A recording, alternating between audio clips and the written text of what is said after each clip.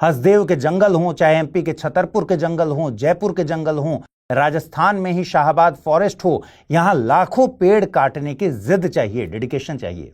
भाई विकास तो ऐसे ही होता है। देखिए कितने दयालु और परोपकारी हैं हमारे नेता लोग।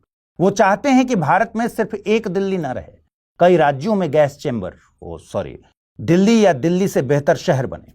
भाई इनकी माने तो प्रदूषण है ही नहीं। अगर आप चाहते हैं कि प्रदूषण ना दिखे तो आपको भी एक खास किस्म का चश्मा पहनना पड़ेगा, और यह चश्मा तब मिलता है जब आप किसी सत्ता की मेंबरशिप लेते हैं। सत्ता का चश्मा पहनते ही ऐसा कमाल होता है कि प्रदूषण मिस्टर इंडिया बन जाता है, दिखता ही नहीं, एग्जिस्ट ही नहीं करता। लेकिन फिर कुछ लोग सिर खुजाते हुए कहने लगते हैं कि फला रिपोर्ट में तो लिखा है कि लाखों लोग वायु प्रदूषण से मर रहे हैं, उसका क्या। भाई विदेशी रिपोर्ट हम क्यों माने, न जाने क्या चाल हो। लाखों बच्चे क्रिटिकल कंडीशन के साथ पैदा हो रहे हैं, लेकिन सीधे मुकर जाओ। फिर लोग कहते हैं ये धुआं धुआं क्यों दिखाई दे रहा है चारों तरफ।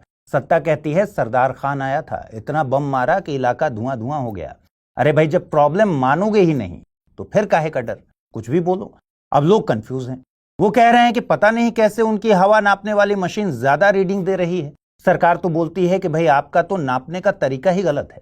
पहले मशीन के आसपास पिचकारी लेकर खड़े होना चाहिए, फिर पानी छिड़कना है और फिर रीडिंग लेनी है। रीडिंग कम आएगी, रीडिंग कम यानी प्रदूषण कम। अब जब प्रदूषण है ही नहीं तो फिर क्यों इंडिया गेट पर लोग चिल्ला रहे हैं प्रदूषण कम करो। अच्छा, इस प्रदर्शन में विदेशी ताकत का हाथ है, या फिर ऑपोजिशन ऐसे प्रदर्शन करवाकर सत्ता हथियाना चाहता हो। अरे ये सब देशद्रोही है, क्योंकि इन्होंने देश की पवित्र हवा पर ही सवाल कैसे उठा दिए। देश की पवित्र हवा कैसे गंदी हो सकती है। जिस देश की महान धरा पर सीधे पवन देव हवा प्रेषित कर रहे हों, वो प्रदूषित और अपवित्र हो कैसे सकती है। दोस्तों ये सब सटायर है, लेकिन बदकिस्मती ये है कि ऐसा वाकई होते हुए दिख रहा है।